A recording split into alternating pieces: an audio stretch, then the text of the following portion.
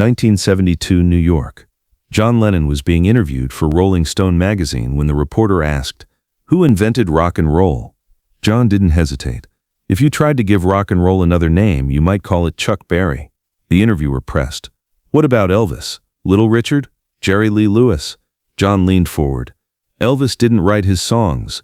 Little Richard was brilliant, but Chuck was first.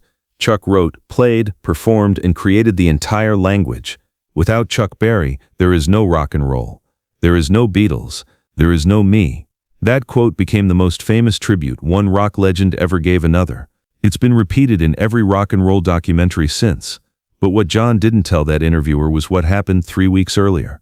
The night John met Chuck Berry backstage at Madison Square Garden, the conversation they had, and the thing Chuck said that made John Lennon cry in front of his hero. The year was 1972. The Beatles had broken up 2 years earlier. John was living in New York with Yoko Ono, making solo records, getting involved in political activism, and trying to figure out who John Lennon was without the Beatles. But one constant in John's life had been Chuck Berry. From the moment teenage John heard Sweet Little 16 on the radio in Liverpool in 1958, Chuck Berry was the blueprint, the template, the North Star. Before the Beatles played their own songs, they played Chuck Berry songs: Roll Over Beethoven, Rock and Roll Music, Sweet Little 16, Johnny B. Good. The Beatles learned how to be a band by copying Chuck Berry arrangements, note for note. When the Beatles finally started writing their own songs, the DNA was pure Chuck Berry. 3-minute songs about teenage life, guitars driving the rhythm, lyrics that told stories, the Chuck Berry formula, filtered through Liverpool accents. John had been obsessed with Chuck Berry since he was 16 years old. He'd practiced Chuck's guitar style until his fingers bled. He'd memorized every lyric. He'd studied every record trying to understand how Chuck made it sound so effortless. And now in 1972, 14 years after first hearing Chuck Berry, John was himself a legend. The Beatles had conquered the world. John Lennon was one of the most famous people on the planet. He'd written songs that defined a generation. He'd changed popular music forever. But in John's mind, he was still that 16-year-old kid in Liverpool, listening to Chuck Berry and thinking, "That's what I want to do." In early March 1972, Chuck Berry was playing Madison Square Garden. John heard about the show and immediately wanted to go. But he hesitated. What if he went backstage? What if he met Chuck? What would he even say? "You're being ridiculous," Yoko told him. "You're John Lennon. Just go." "That's the problem," John said. "Chuck Berry is why John Lennon exists. Without Chuck, there is no Beatles. What if I meet him and he doesn't care? What if I'm just another fan to him?" "Then you're just another fan," Yoko said. "But you should still go." John decided to go to the concert but not backstage. He'd watch from the audience like everyone else. He didn't want to impose, didn't want to force Chuck Berry to pretend to care about meeting a Beatle.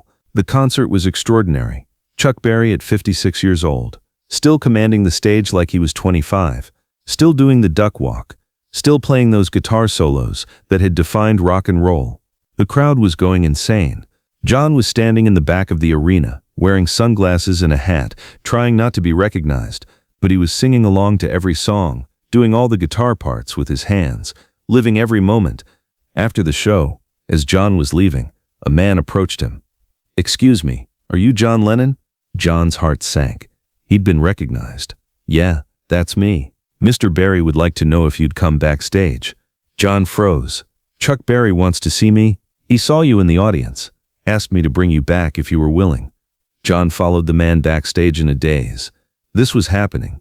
He was about to meet Chuck Berry, his hero, the man who invented rock and roll, the reason John had picked up a guitar in the first place. Chuck's dressing room was small and modest, nothing fancy. Chuck was sitting on a couch, toweling off sweat, still in his stage clothes. When John walked in, Chuck looked up and smiled. "John Lennon, come in." John walked in feeling like a nervous teenager. "Mr. Berry, I don't want to intrude. I just wanted to say the show was incredible. Call me Chuck.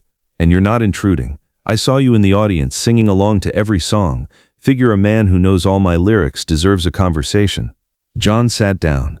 "I know your songs because the Beatles learned to play by copying you. Before we had original songs, we had your songs, Roll Over Beethoven, rock and roll music. You were our education." Chuck nodded. "I heard your version of Roll Over Beethoven. You guys did it faster than me. More energy. I liked it." John's eyes widened. You heard our version?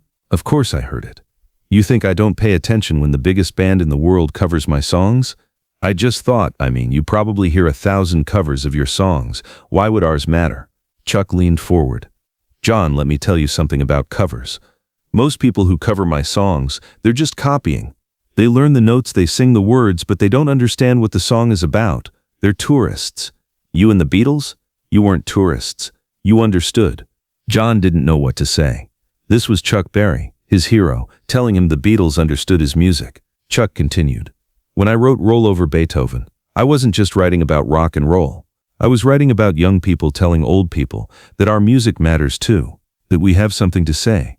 When you guys played it, you got that. You weren't just playing a Chuck Berry song. You were making the same statement I was making. That's the difference between copying and understanding. John felt his throat tightening. Chuck, you don't know what it means to hear you say that.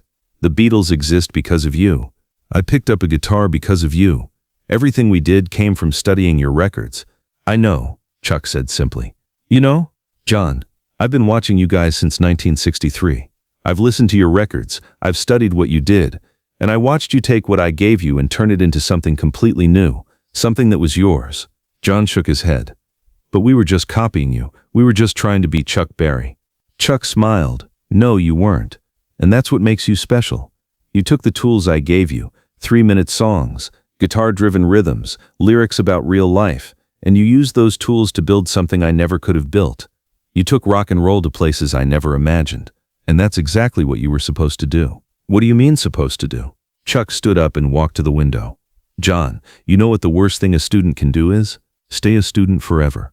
The worst thing you could have done was spend your whole career trying to sound like Chuck Berry. Because then rock and roll would have died with me. But you didn't do that. You learned from me. Then you became yourself. You became the Beatles. And because you became the Beatles, rock and roll didn't die. It grew. It evolved. It became something bigger than what I started. John felt tears starting. He tried to hide it, but Chuck saw. What I'm trying to tell you, John, is that you don't owe me anything. You think you're in my debt because I influenced you. But that's backwards. I owe you. You took what I started and made sure it lived. You made sure rock and roll wasn't just Chuck Berry. You made sure it was everyone. That's the greatest gift a student can give a teacher. The tears were flowing now. John couldn't stop them. Chuck, I spent 14 years wanting to meet you, wanting to tell you thank you. And now you're telling me you're grateful to me. I am grateful. Because of you and the Beatles, my music matters to a whole generation that might never have heard it. Because you played Roll Over Beethoven.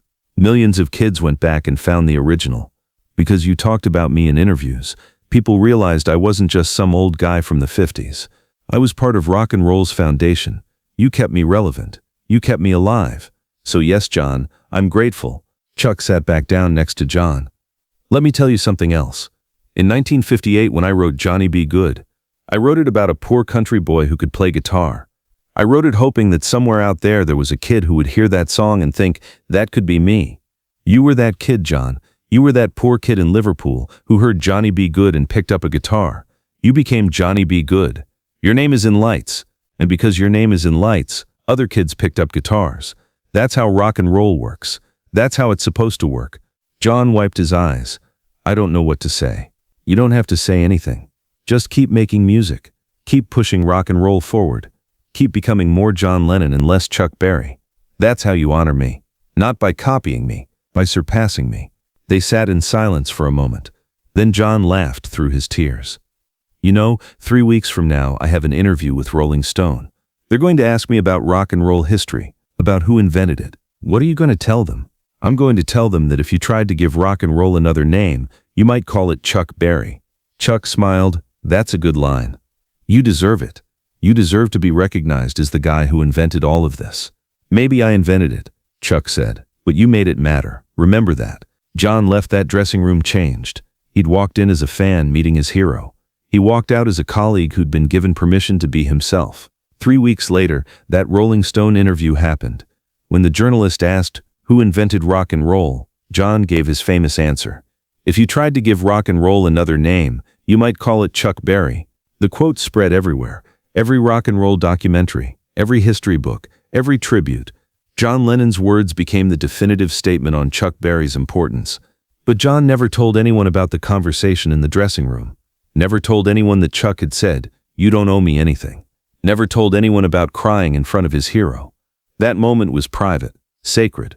Years later, in 1980, just months before John was killed, he was asked in an interview if he'd ever met Chuck Berry. John smiled. "Once, we had a conversation that changed how I understood music. Chuck told me something I needed to hear, something every artist needs to hear." "What was that?" "He told me that the greatest honor you can give your heroes is to stop trying to be them and become yourself, to take what they taught you and build something new, to push their art form forward, not backwards." John died in December 1980. Chuck Berry heard the news and cried. At John's memorial, someone asked Chuck what John had meant to rock and roll. Chuck's answer was simple. "John Lennon proved that rock and roll could grow, could evolve, could be more than what I started. He took the seeds I planted and grew a forest." That's what artists do. That's what John did better than anyone. In 1986, at the Rock and Roll Hall of Fame ceremony, Chuck Berry was inducted as part of the very first class. Keith Richards gave the induction speech, but before Keith spoke, they played a video montage of tributes. John Lennon's quote was the centerpiece. "If you tried to give rock and roll another name, you might call it Chuck Berry." Chuck watched the video with tears in his eyes. When he gave his acceptance speech, he said, "John Lennon told the world I invented rock and roll, but John never told the world what I told him, that he and the Beatles saved rock and roll. They took what I started and made sure it didn't die. So if I invented it, they kept it alive, and that's the more important job."